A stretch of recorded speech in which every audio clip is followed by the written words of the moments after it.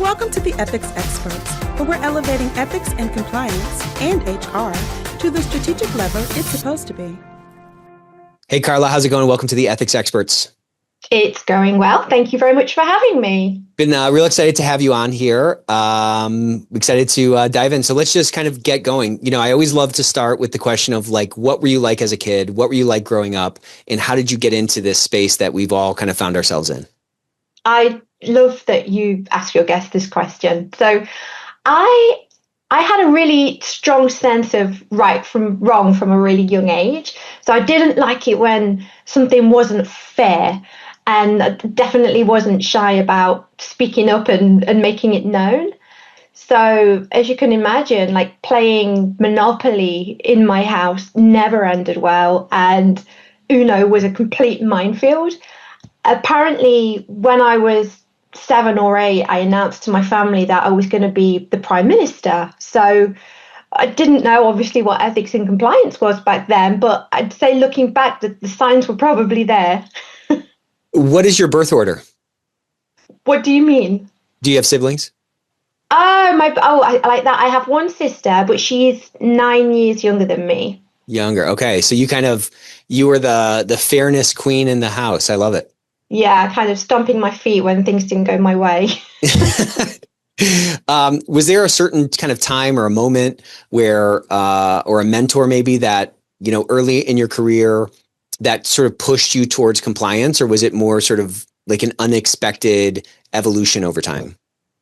Yeah, I had a couple of mentors and a moment, but I think overall it was probably more than an evolution rather than an aha moment, if you like. So I studied law and then I moved across commercial finance, internal audit, and somehow that all kind of naturally led me into compliance. You will know this, but back then compliance, as we know it now, wasn't really a very well-defined career path. So I like to say that I almost stumbled into it with style.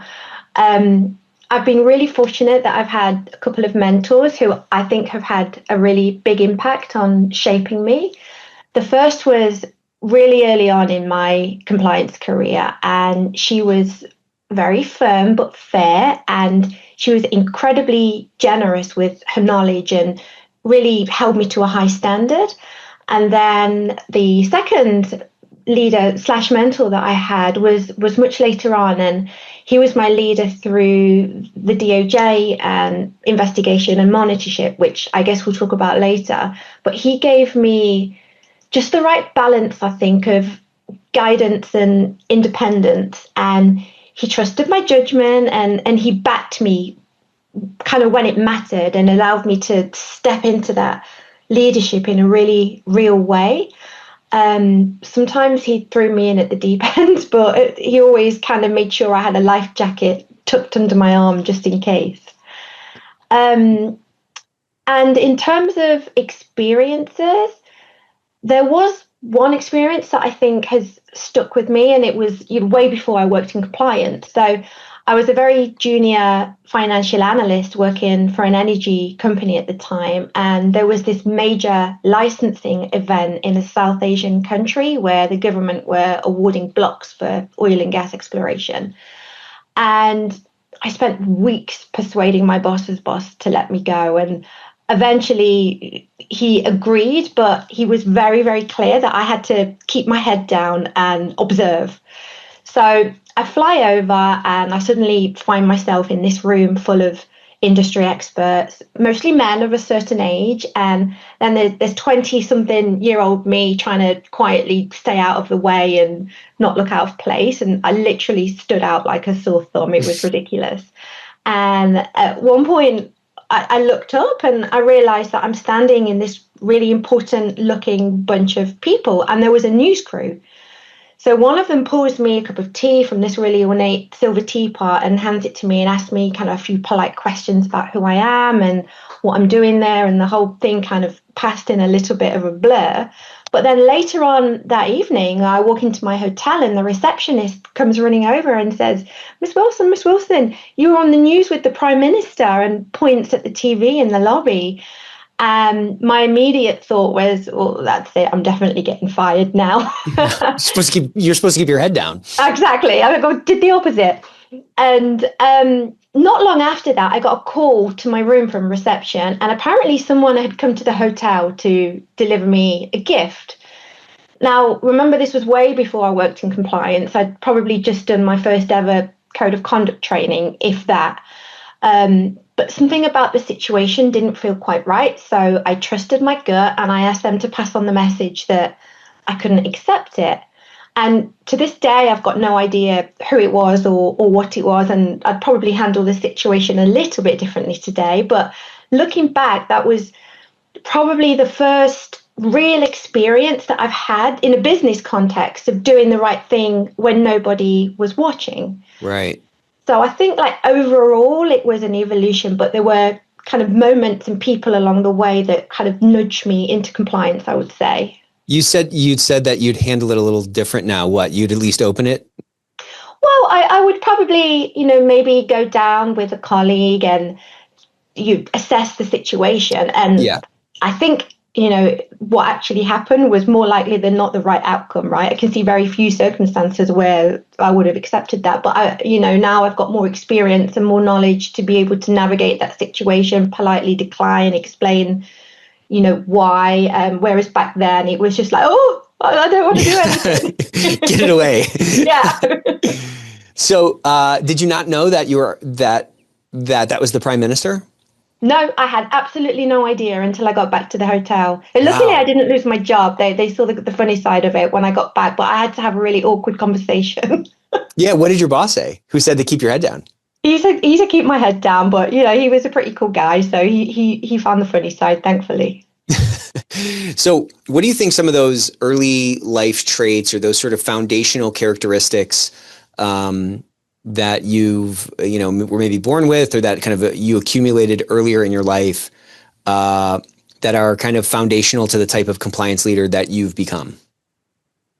Yeah, I've definitely always been very curious and principled and willing to ask those awkward questions, like, the ones that nobody else wants to ask.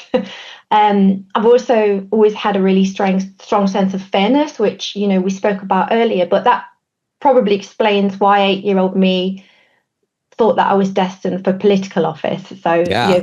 As it was.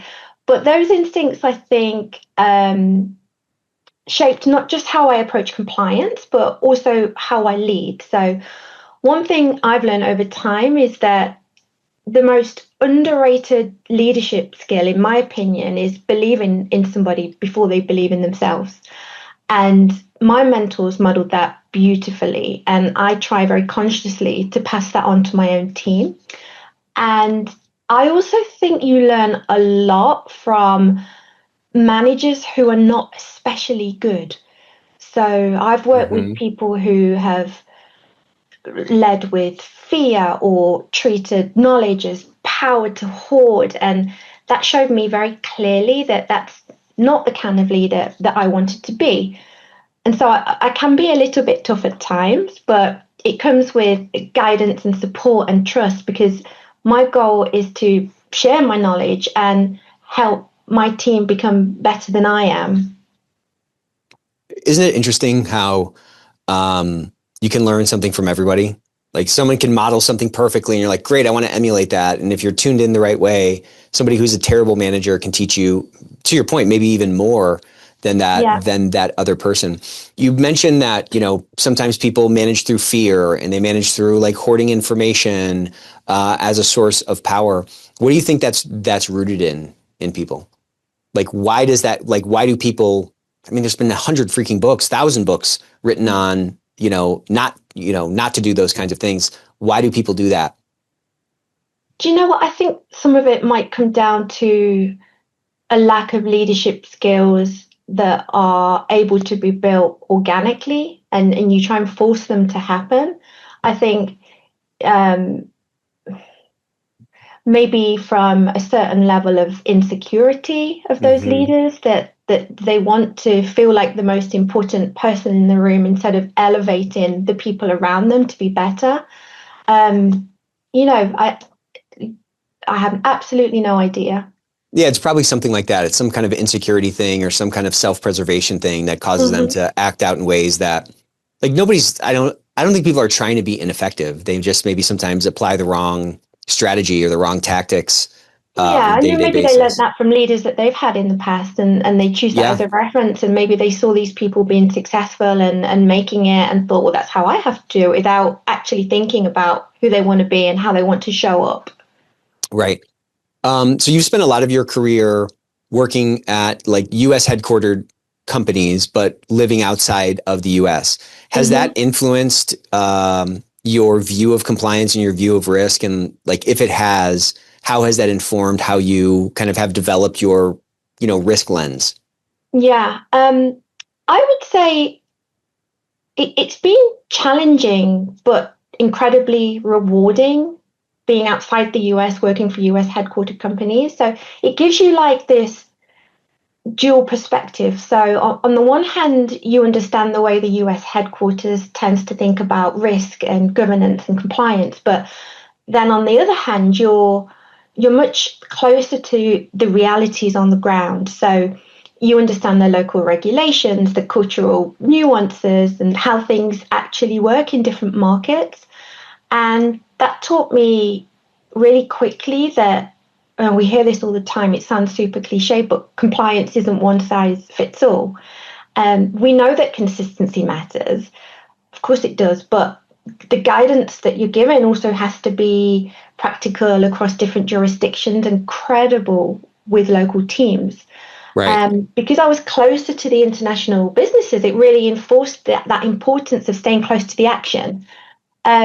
Because if you want to build a risk-based and a business-friendly program, you've got to understand what's actually happening on the ground, and that's what allows you to prioritize the risks that actually matter.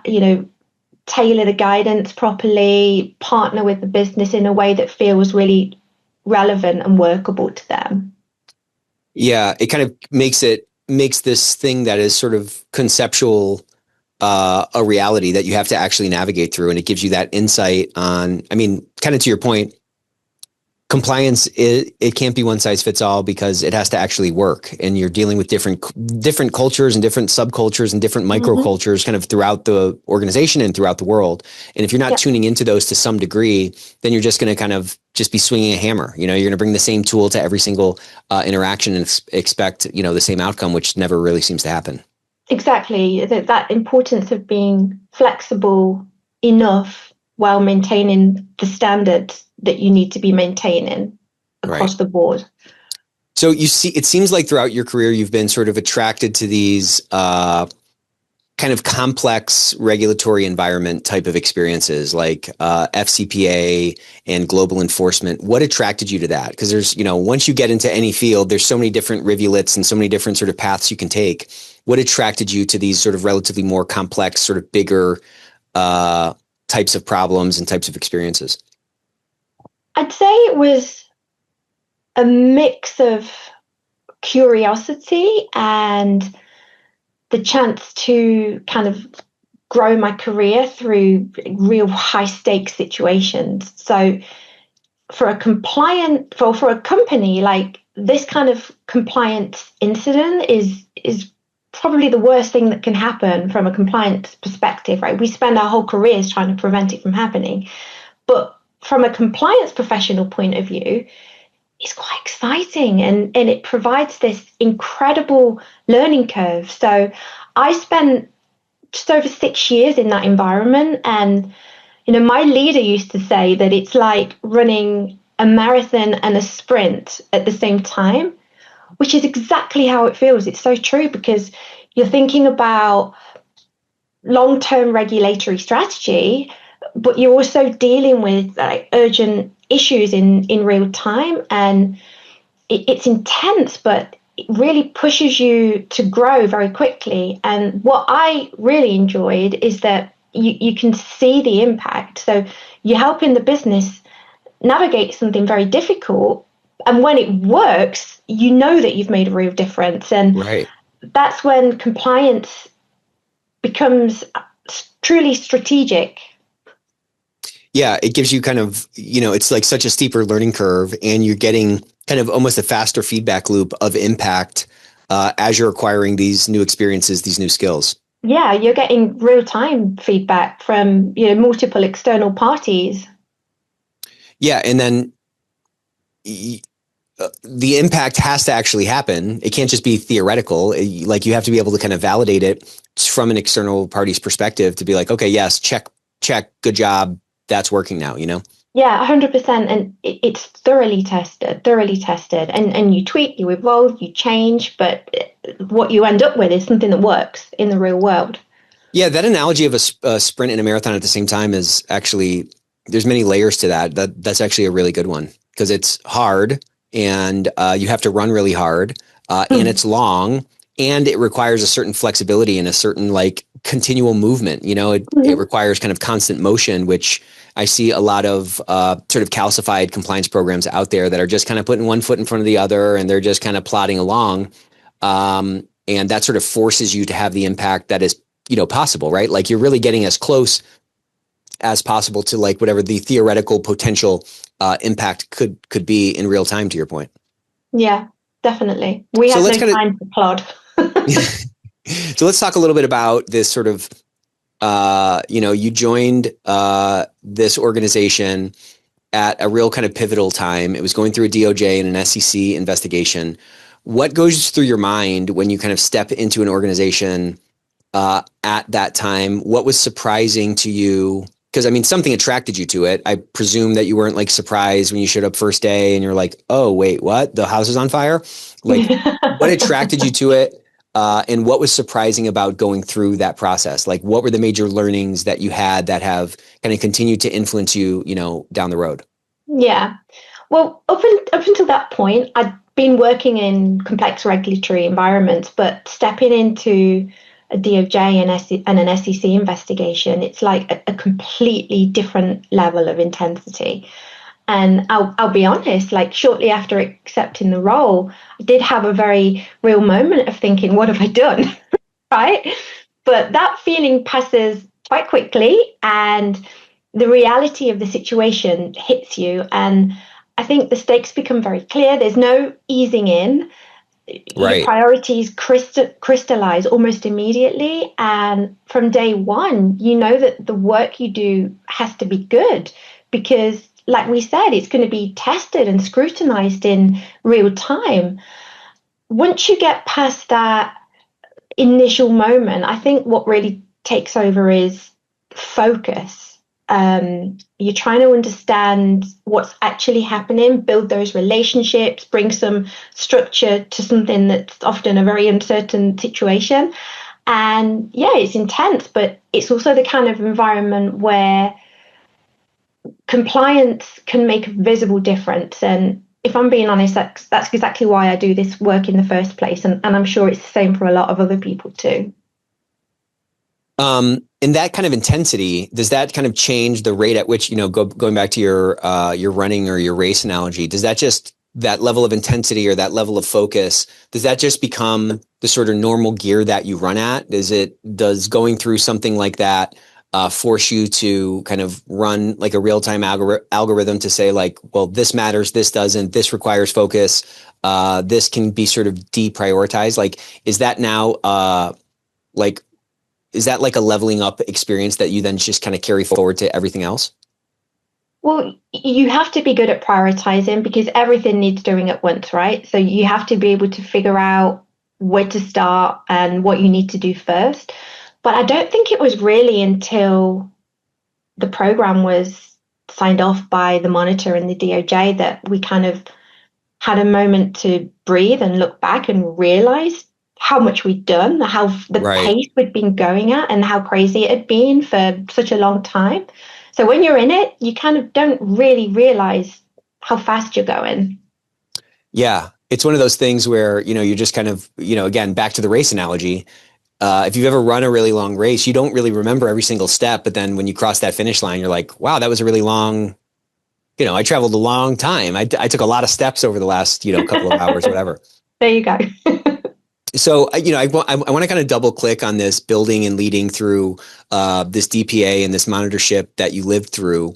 As one of the first, non-America's compliance hires, what did you think about building a compliance function from the ground up? Like, how did your thought about that process change after kind of having experienced it? What are some of the things that you thought would be important that maybe ended up not being important, or things that you didn't think would be important that ended up being like super critical? Like what were some of those learnings? And, because I mean, sometimes in those kinds of situations, it's almost like the forest is burned down and then just kind of needs to regrow, Yeah. Well, first of all, it was really exciting, like the whole idea of what we had ahead of us. For me, the starting point was being really clear on what we were trying to build. It wasn't just about putting a team in place. It was about creating something that would stand up to scrutiny, but work on day to day for the business. And we knew that would be important upfront, and it continued to be important throughout. So early on, the focus, it was understanding on where the real pressure points were, what success needed to look like in the context of a DOJ investigation, and then a potential monitorship, and how we were going to translate that into something that could actually work and could be used. And then from there, building the right team became critical, because it was part of how we were going to make that happen. So I had an amazing leader, and he'd already put a fantastic US-based team in place, small but mighty. And they were already working at 100 miles an hour, and they were brilliant. And I think actually at that point we had one new hire in Brazil. So it already felt like something was beginning to build. And one of the first things that I did was to focus on building the international side of things. So I placed compliance officers in the highest risk countries, so that there was real visibility on the ground and not just remote oversight. And even though we were spread out across the globe, we stayed very connected, and we shared experiences, we compared notes, and we made sure that we were all moving in the same direction, while still making sure that where it was needed, we were adjusting to local realities. And it really was non-stop, all hands on deck. But what I'm most proud of is what we built. We built something that people actually used, and it wasn't, compliant sitting off to the side somewhere writing policies in a basement. It became part of how the business did things. Yeah, it sounds like it actually integrated and actually kind of affected behaviors, which is really what the ultimate goal always is. Right. So what were some of the biggest challenges that you had, either technical or from a human perspective, in trying to build credibility and momentum through compliance in this really high stakes environment? It really was a high stakes environment. Failure wasn't an option, and the consequences of getting it wrong were very real. On the technical side, the challenge for any company in that situation is building a program that's robust enough to meet the expectations of the DOJ and the monitor and the board, for that matter, while still being workable for the business. So early in a compliance program's maturity journey, I think teams often end up doing a lot of the heavy lifting and the executing themselves. That's actually the opposite of what the goal is. You want your business to own the compliance and, operate it day to day. And then the compliance team should be acting as advisors or strategic partners or points of escalation. So getting from one model to another takes time, and you need the right control and structures in place. But they've also got to be practical. So if processes are too heavy or they don't fit how the business actually operates, I think people will either struggle with them, or they'll find, ways to quietly work around them, which is not going to help anybody. And on the human side, I think that can be just as challenging. So you're asking people to change behaviors and ways of working, even though the conduct in question happened years earlier and in an entirely different market.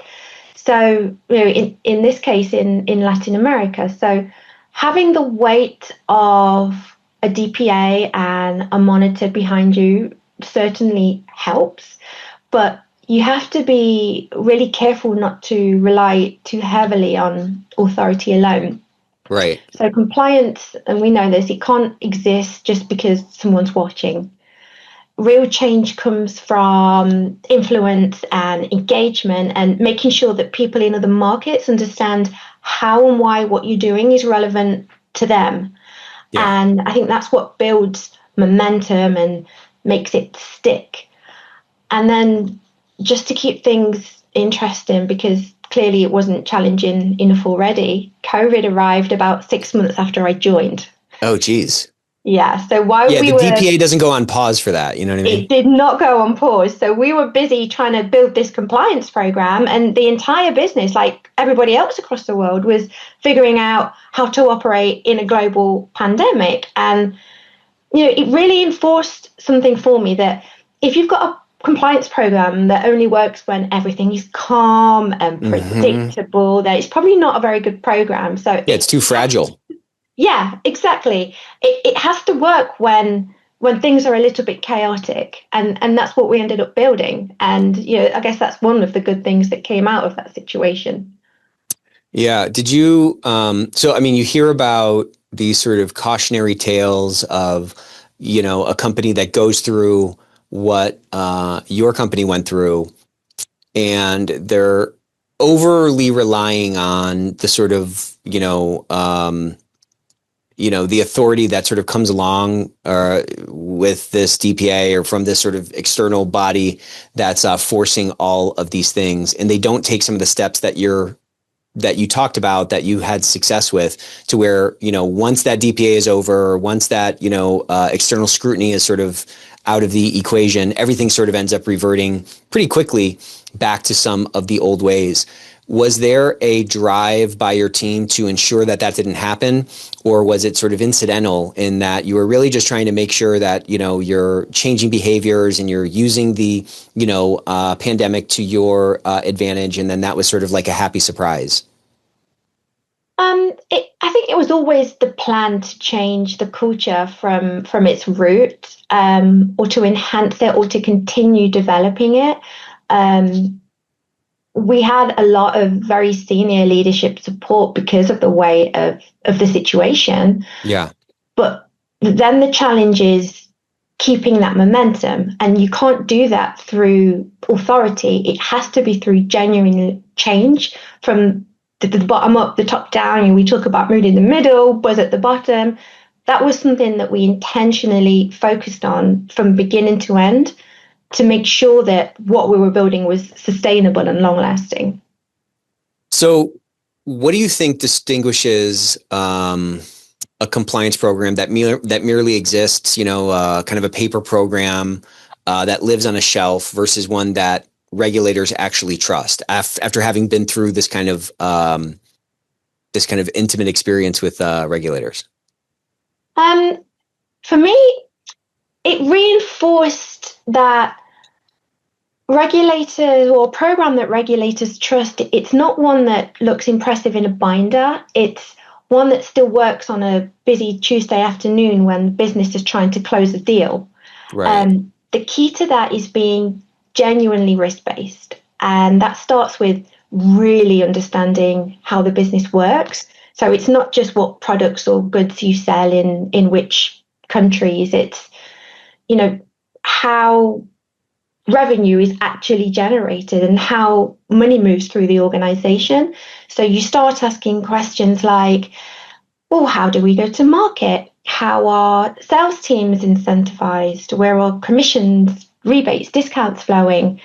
How are payments approved? And what do those approval structures look like? So in other words, and I've heard you say this a lot as well, Nick, you follow the money. So both where it comes in and where it goes out. And when you understand that financial plumbing, you can design controls to address real risks rather than theoretical ones. And that's when compliance stops being something that exists on paper and it becomes something that's embedded in how the business actually operates. And when that happens, you earn credibility not just with the regulators, but with the business as well. Which is kind of a prerequisite for actual change to occur, right? They have Exactly. to view you not as this like person or this group that doesn't get it, but as kind of part of the team. Yeah. Do you think your background as, you said that you were a financial analyst when you were younger, does that lens allow you to kind of see that, as you called it, the financial plumbing a little bit sooner than other folks who maybe came straight out of like a regulatory path or like a legal path? Have you seen that sort of correlation? Yeah, a little bit. And there are people not from that background who are also brilliant at it. But in my case, it definitely helped because you learn to speak the same language and then it becomes easier to get that trust and respect when you're having conversations with business leaders because you're talking their language, right? So, yeah, it's definitely been helpful. And, it's that mix of having this finance, commercial, audit, having studied law, like they're all skills that somehow pushed me into compliance and it was this perfect fit. So I pull on skill sets from all of these areas and I continuously find that they're helpful for me in being the best compliance person that I can be. Yeah. And what's cool is that you weren't born with those skills. Those are skills that you just accumulated through experience and through learning, and that any of us can learn that language, even if we came from a regulatory background or we came from a legal background and didn't spend time looking at balance sheets or doing financial analysis. You can learn to say those words. You can learn, where that sort of financial plumbing or how that financial plumbing sort of, flows throughout the organization. And that can just add a different dimensionality or a different sort of flavor profile to the compliance dish that you're presenting to the business. Yeah, we don't need to be experts in those areas, but to be credible, we do need to, have the foundations there. So in our space, we spend a lot of time talking about building programs, but we don't spend a lot of time talking about right-sizing programs. If I'm hammering in a little, if I have to hang a small picture, I don't need to bring a sledgehammer. I should bring a little tack hammer to something like that. What do you think right-sizing means? What does it mean to you? What are some right-sizing kind of perspectives that we should be keeping in mind as we, step out of our programs and analyze where we're at and where some opportunities for continuous improvement could be? Starting with what right-sizing actually is, I think that's a really good place to start. So for me, what it means is resisting that temptation to try and build the biggest, shiniest possible program instead of building something that's right for the risk profile of your company. So if you look at the evaluation of corporate compliance programs, the emphasis isn't on how many policies you've got or how elaborate your framework is. It's on how well is it designed? Is it adequately resourced? Is it actually working in practice? All that good stuff. A simpler program that works will always be viewed more favorably than a complex one that nobody followed. So right sizing means, I think, being very honest about where those real risks are, whether that's geography or government touch points or third parties or something else. And then you design your controls that are proportionate to those risks and workable. And it also means being willing to recalibrate over time. And we want it to be fit for purpose and sustainable over time. But if we're just adding more and more layers of complexity without ever taking a step back, it can be really detrimental and counterproductive. As your risk profile changes or certain risks genuinely reduce, a mature program should be able to scale appropriately rather than just like accumulating these layers of control. And so right sizing isn't just about building up. I think sometimes it's about thoughtfully scaling back as well. Yeah. Yeah, that seems so hard because, I don't know if it's a human thing or just a tendency that we have or an insecurity thing, but we just think more is better. it seems like people kind of in aggregate think like, well, more is better. I need to kind of put belts and suspenders on. Yeah. Never mind how that makes me look, you know? Yeah, and I then don't you lose think credibility with your business because 100%. it's not based on reality anymore. And then how are you supposed to play a strategic role when they're looking at this program that just doesn't make any sense? Yeah, they're like, this person is, you know, this was totally built in a laboratory somewhere. This was built in some kind of an ivory tower. This has no sort of like bearing or, you know, this is clearly not influenced by the realities of what it's like, you know, from a boots on the ground perspective. And I don't think like a regulator's ever coming in and saying like, okay, print out all your stuff and let me see how much that weighs. Like they're not weighing, you know what I'm saying? Like they want to see, is it actually working? Is Exactly. it adequately resourced? Are the behaviors, you know, being influenced by these programs? Yeah. So this is maybe an important question that a lot of us are maybe wrestling with right now, given all of the pressures that are kind of, you know, coming through our businesses. How do we distinguish, you think, between like actual risk reduction versus decisions that are kind of purely cost pressure? Like, how do we sort of kind of sort through that? And how do we better kind of advocate for ourselves when somebody without context, maybe CFO, maybe at the executive team, who doesn't understand, who maybe don't understand, you know, what the true, you know, downstream impact from some of the changes that they're pressuring you to make? How do we advocate for ourselves to, you know, again, create those circumstances for success? Yeah. So for me, the test is whether the conversation starts with risk or budget. So if the starting point is a thoughtful discussion about the company's risk exposure or its control effectiveness or where oversight is needed, then scaling something back, it might be a legitimate and a responsible decision to make. But where it becomes concerning, I guess, is if the starting point is a cost target and then the program's reshaped to fit that number. And in those situations, I always ask the very simple question, so what risks are we accepting to make this change? And if leadership can clearly articulate the trade-offs and it's comfortable with owning that risk, then it becomes a transparent risk management conversation. But if no one can clearly describe what the impact is going to be, then it's usually a sign that the change is being driven primarily by cost rather than risk. And a mature organization is willing to have those conversations openly. Or a mature compliance person is willing to force those conversations, because if they're not had, then you at least run the risk from a, you know, I'm thinking from a self-preservation or from a selfish perspective, you're at least kind of increasing the odds that there's an expectations mismatch.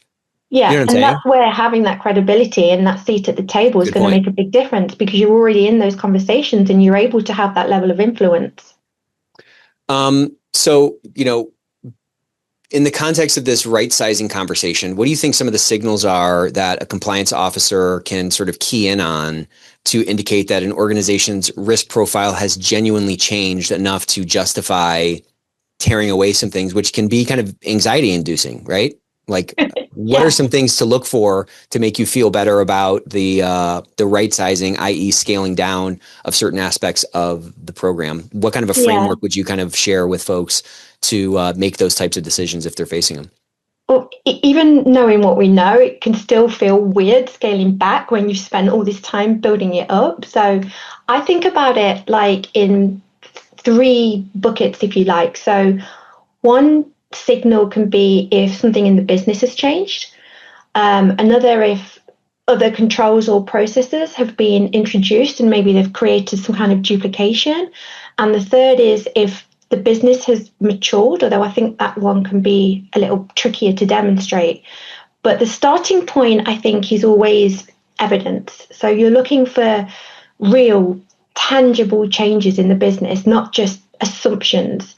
And sometimes those can happen very quickly, like a company exits a higher risk jurisdiction, or they divest, you know, from a market that's higher risk. Or it can also happen much more slowly, like, their compliance culture matures, and then the business becomes better equipped at managing risks in other ways.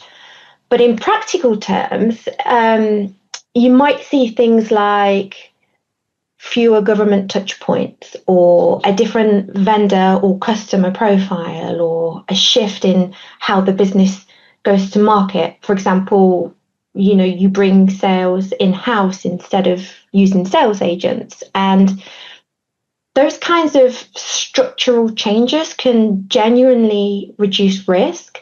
Right. And what I think doesn't justify scaling down is purely the passing of time without an incident. So yeah, I think it might be a sign that the program's matured, but it needs to be accompanied with like actual data and a fresh risk assessment to support it. And I'd also be very cautious of scaling back in areas where there've been recent issues, because I think you'd probably find the conversation quite difficult if you ever had to have it. And then there's how to scale down. So it doesn't always mean just stopping something altogether. Sometimes it's about adjusting. So, for example, you might move training from annual to every 2 years, or you might replace full reviews of something to sampling, or you might change something that was a pre-approval process to some form of post-transactional monitoring.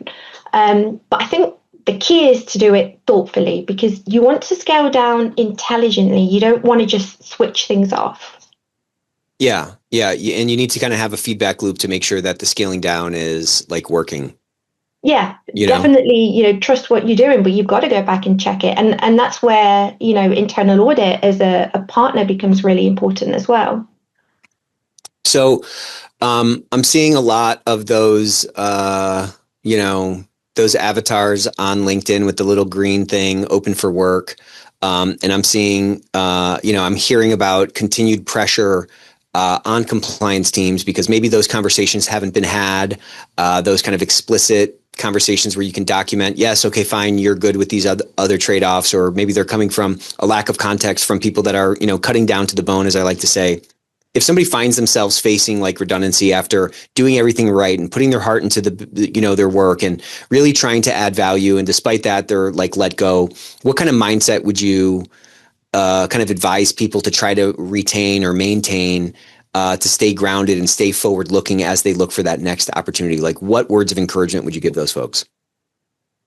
I think what really helped me was changing the way I looked at it. So I stepped back and I realized that the experience that you gain through what it was I went through is incredibly valuable. And when you've been through a DOJ investigation and a monitorship, you build skills that are pretty hard to replicate in other environments. And I think you learn to understand how regulators think and how to make decisions under pressure, how to work closely with leadership or build, real credibility within the business. And once you see it through that lens, it shifts things quite quickly. And instead of feeling like a setback, it starts almost to feel like momentum. So you're carrying forward something that's very unique and valuable through the experience that you've had.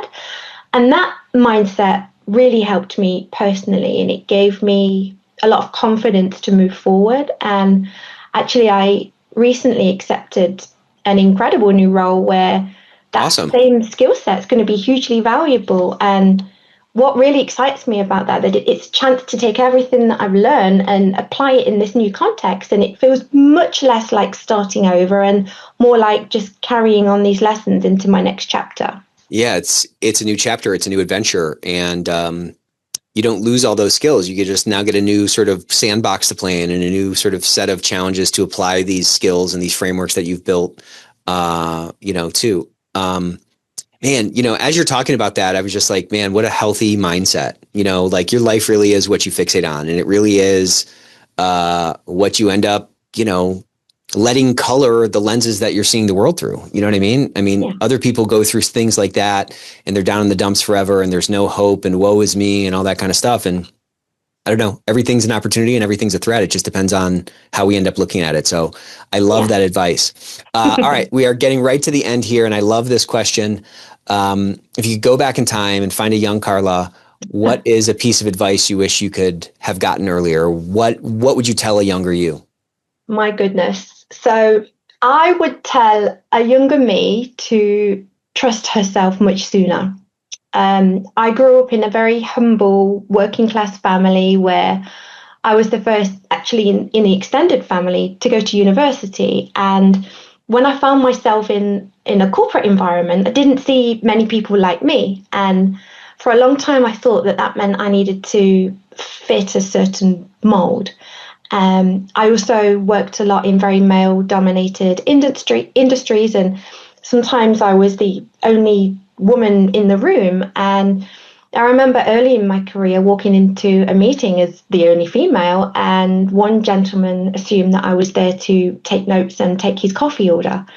So what I eventually realized is that having a different perspective from everybody else in the room is actually my superpower. I see risks that others might not see. I ask questions that nobody else is asking. I stay grounded in reality. So I guess I'd tell my younger self, trust your voice, and you don't need to blend in to belong. I love that. My gosh, so inspiring. Well, thank you so much. This was really a great conversation.